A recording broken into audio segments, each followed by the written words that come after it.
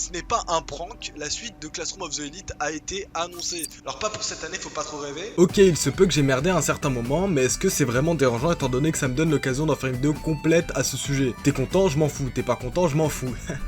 Si t'as la ref, mets le pouce bleu. N'oublie pas de partager et de commenter la vidéo, ainsi que de me dire en commentaire quelle vidéo sur quel genre d'anime tu voudrais voir arriver sur la chaîne. Je lis tous les commentaires. Soaring through the sky with no care, just like a butterfly that's watching the clouds swirling around. The sky's not the limit, so let's reach for than the stars with me. I'm high, glaring up above won't do you anything. You gotta find a better way to catch them all down here with no fear. Alors Classroom of the Elite c'est quoi? Je pense que tout le monde connaît au moins l'anime de nom, vu la communauté qui est derrière pour avoir espéré et attendu une saison 2, ce qui est le cas, et contrairement à ce que j'ai dit dans la vidéo des meilleurs animes 2022, oui Classroom of the Elite aura bel et bien une adaptation pour cet été 2022, je pensais pas que ça arriverait aussitôt, sachant que la production de l'anime a commencé récemment à travailler dessus. Dans cet anime on suit l'histoire de Ayano Koji Kinotaka, un jeune lycéen qui s'est inscrit au lycée de Kodo Ikusei, un lycée sur une île qui prend que des élèves prestigieux, tout est moderne dans leur lycée et leur but à eux c'est de finir tout en haut sur l'échelle de leur société. Bon en gros vous l'aurez compris, ils sont pas là pour rigoler, mais Ayano Koji lui ne sourit jamais, il est distant avec tous les élèves de sa classe, mais il fait la rencontre de Suzuno Rikita et il apprend un peu à la connaître, mais vous me direz pourquoi il parle avec elle mais pas les autres élèves. Mais aussi regardez-moi cette gentillesse qu'elle a l'air de dégager.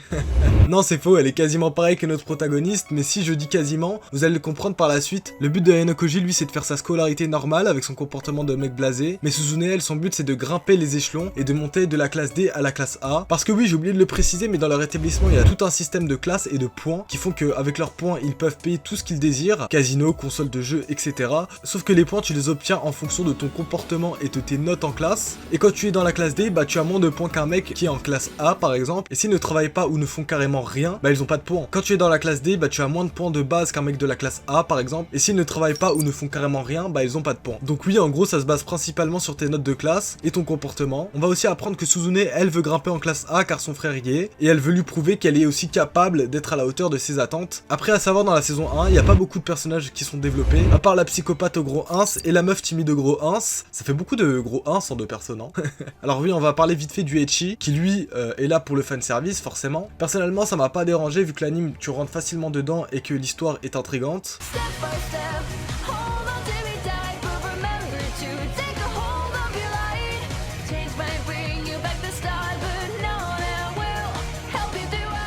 Alors maintenant que je vous ai parlé de son synopsis, je vais donner mes avis et mon impression sur l'anime et de pourquoi il n'y a pas eu de saison pendant 5 ans. Alors moi déjà pour donner mon avis sur la saison 1, je l'ai trouvé très bien, dynamique, intrigante, et tu veux vraiment savoir la suite de l'histoire à chaque fin d'épisode. Ils savent te tenir en haleine à chaque fois et je trouve ça vraiment bien. Par rapport au ecchi, j'ai vraiment pas trouvé ça dérangeant personnellement. En général ils essayaient de mettre les scènes ecchi quand elles avaient lieu d'être, mais c'est vrai que des fois elles servaient à rien, comme dans l'épisode 3 à 18 minutes 22. À quoi je connais les moments précis? Non mais c'était pour un pote, je l'avais recherché pour lui. Si l'anime a pris autant de temps à annoncer une saison 2, c'est tout simplement parce que l'auteur a décidé de clore l'anime et que c'était pour promouvoir le light novel et rediriger les lecteurs là-bas. Mais il n'y a pas eu que ça pour forcément que l'auteur décide de stopper le projet. L'auteur a décidé aussi d'arrêter parce que son œuvre originale d'après lui n'a pas été assez respectée, c'est-à-dire qu'il y a beaucoup de choses qui ont été skip, des personnages, des scènes, mais après 5 ans d'attente et de patience, les fans qui patientaient toujours et espéraient encore une saison 2, c'est officiel, l'anime a annoncé la saison 2 pour juillet 2022 et même pour la saison 3 pour l'année 2023. Alors oui, ils ont enclenché le bouton, mais apparemment l'auteur cette fois-ci, comparé à la saison 1, il sera derrière le projet pour que tout se passe pour le mieux. L'anime touche pour genre comédie, drame, school life, slice of life et pour thème école quotidien.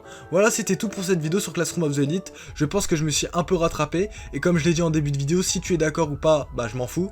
Mais dis-moi aussi quel genre de vidéo sur quel type d'anime tu voudrais voir arriver sur la chaîne. Lâche un like, ça me motive de fou pour les prochaines vidéos qui arrivent. Partage, commente et moi je te dis à plus pour une prochaine vidéo.